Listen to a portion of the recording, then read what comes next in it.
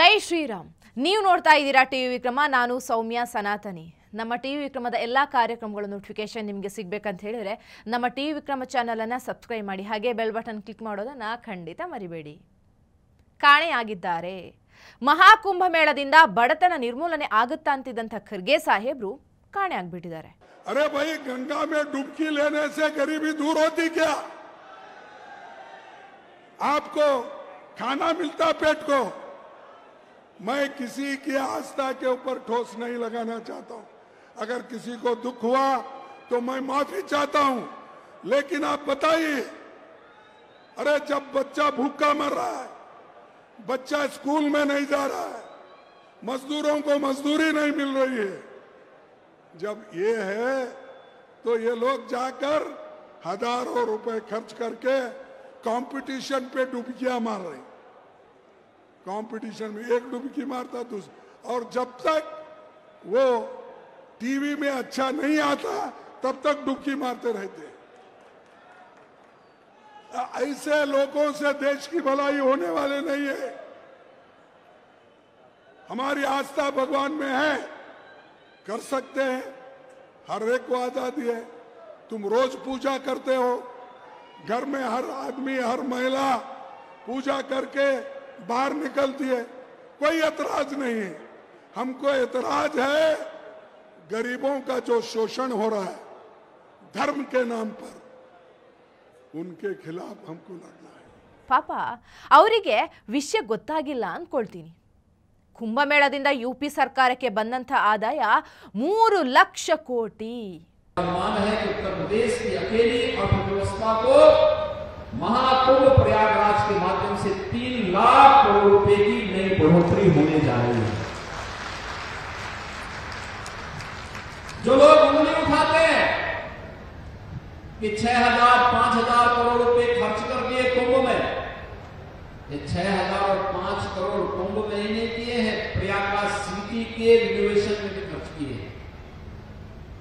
कुंभ के आयोजन में कुल 1,500 करोड़ रुपए खर्च हुए, और बदले में अगर उत्तर प्रदेश को 3 लाख करोड़ रुपए का लाभ होता हो और यहाँ की अर्थव्यवस्था सुदृढ़ होती हो, तो मुझे लगता है कि यह उत्तर प्रदेश के नौजवानों के लिए, उत्तर प्रदेश की जनता जनार्दन के लिए और नए भारत के लिए, उत्तर प्रदेश के लिए, जिसे हम आदरणीय प्रधानमंत्री जी की प्रेरणा से भारत की ग्रोथ इंजन के रूप में स्थापित कर रहे हैं, उस दृष्टि से अत्यंत उपयुक्त है और समीचीन है।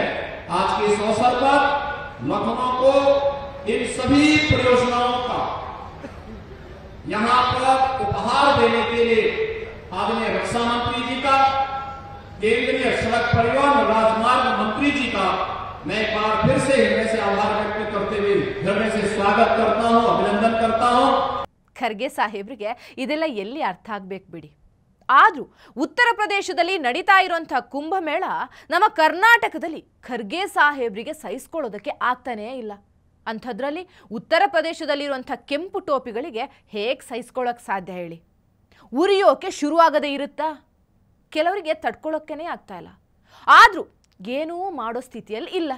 ಏನಾದರೂ ಸೋಷಿಯಲ್ ಮೀಡಿಯಾದಲ್ಲಿ ಬರೆದು ಹಾಕ್ತೀನಿ ಅಂದರೆ ಯೋಗಿಜಿ ಸರಿಯಾಗಿ ಕೊಡ್ತಾರೆ. ಆಲ್ರೆಡಿ 54 ಜನರ ಮೇಲೆ ಕೇಸ್ ಬೇರೆ ಹಾಕಿದ್ದಾರೆ. ಹಿಂಗಿರ್ಬೇಕಾದ್ರೆ ಹೇಗೆ ಧೈರ್ಯ ಬರೋಕ್ಕೆ ಸಾಧ್ಯ? ಆದರೂ ಅಫ್ಜಲ್ ಅನ್ಸಾರಿ ಅನ್ನೋ ಪ್ರಾಣಿಗೆ ಕುಂಭಮೇಳವನ್ನು ಸಹಿಸ್ಕೊಳ್ಳೋದಕ್ಕೆ ಆಗಲಿಲ್ಲ. ಕೊನೆಗೂ ಕುಂಭಮೇಳವನ್ನು ಅವಮಾನ ಮಾಡಿ ಒಂದು ಭಾಷಣ ಮಾಡಿ ತಗ್ಲಾಕೊಂಡಿದ್ದಾನೆ. मान्यता है कि संगम तट पे नहा करके व्यक्ति पवित्र हो जाएगा, पाप धुल जाएगा। अगर पाप धुल जाएगा तो इसका मतलब आगे वैकुंठ में जाने का रास्ता खुल जाएगा।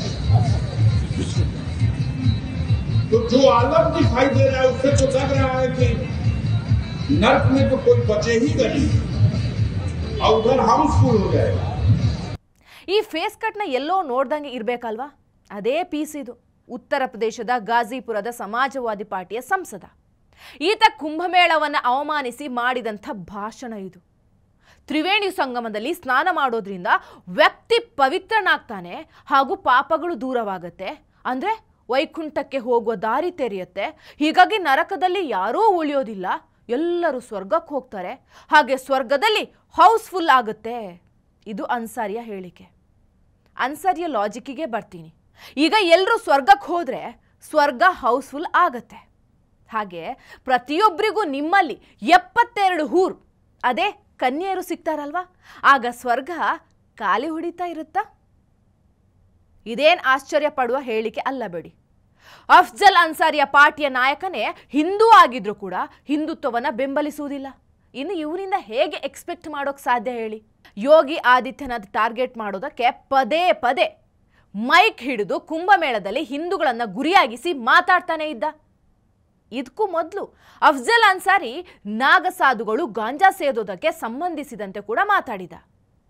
ಅದರ ಬಗ್ಗೆ ಕೂಡ ವ್ಯಂಗ್ಯ ಮಾಡಿದ್ದ.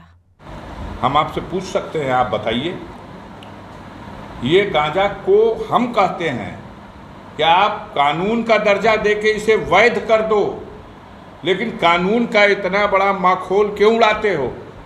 लाखों करोड़ों की संख्या में गांजा पीने वाले लोग खुलेआम गांजा पीते हैं, पूरी पूरी महफिल लगा के गांजा पीते हैं, बड़े बड़े धार्मिक आयोजनों में लोग गांजा पीते हैं, उसे भगवान का प्रसाद और बूटी कह करके पीते हैं। तो भगवान का प्रसाद और बूटी है तो अवैध क्यों है भाई? ये दोहरी नीति क्यों? अगर वो भगवान का प्रसाद है, भगवान की बूटी है, तो उसको कानून में मान्यता दो। कानून में अवैध और पीने के लिए छूट, भकाभक। तो इसको माना जाए कि आप गांजा के लिए कह रहे हैं? हम कह रहे हैं, लुका के क्यों पी रहे हैं? ये देश प्रदेश की राजधानी में भकाभक एक एक बित्ता लवर निकल जा रही है। गाजीपुर जिले में भी वही हो रहा है। कौनो मठ में चलो ना, हमारे संगम में दिखाते। हम कह रहे हैं कि अगर भगवान शंकर की वो बूटी और प्रसाद है, भांग को क्या समाज में किस तरह से तोड़ मरोड़ करके प्रस्तुत किया जाता है। भांग साहब एकदम, ये तो प्रसाद बात। अब भांग का लाइसेंस मिलेगा, लेकिन गांजा को तो लाइसेंस भी नहीं है। ये ऐसी अवैध चीज़ है। लाखों करोड़, अभी कुंभ लगने जा रहा ना, एक आध मालगाड़ी भी अगर चली जाएगी गांजा की तो ख़त्म हो जाएगी, वो भी ख़त्म हो जाएगी। कानून बनाइए तो उसका सम्मान कीजिए उस रास्ते से, और या तो उसको छूट प्रदान करिए। हमारी मांग है कि बहुत सारे साधु संत महात्मा और बहुत सारे समाज के लोग गांजा बड़ा शौक से पीते हैं और कहते हैं लोग साहब इसको पीने से भूख भी लगती है, स्वास्थ्य के लिए भी ठीक है। तो इसको हमारी मांग लगा के आप न्यूज़ चला दीजिए कि मेरी ये मांग है कि इसको कानून का दर्जा दे दो भैया। ಕುಂಭಮೇಳಕ್ಕೆ ಒಂದೆರಡು ರೈಲು ಗಾಂಜಾ ಕಳಿಸಿದ್ರೂ ಖಾಲಿ ಆಗುತ್ತೆ. ಹೀಗೆ ಹಿಂದೂಗಳನ್ನು ಹೇಗೆ ಬೇಕಾದರೂ ಆಡ್ಕೊಳ್ಬಹುದು. ಈ ದೇಶದಲ್ಲಿ ಇದೇನು ಹೊಸ್ತಲ್ಲ ಬಿಡಿ. ಅದೇ ಒಂದು ಚಿಕ್ಕ ಕಮೆಂಟ್ ಅವರ ಮತದ ಬಗ್ಗೆ ಹಾಕಿದ್ರೆ ಪೊಲೀಸ್ ಠಾಣೆ ಸುಟ್ಟು ಹೋಗುತ್ತೆ, ಪೊಲೀಸರ ಮೇಲೆ ಕಲ್ಲು ಬೀಳುತ್ತೆ. ಮೊನ್ನೆ ಉದಯಗಿರಿಲಿ ಆಗಿದ್ದನ್ನು ನೋಡಿಲ್ವಾ? ಇದೇ ನಮಗೂ ಅವರಿಗೂ ಇರುವಂಥ ವ್ಯತ್ಯಾಸ.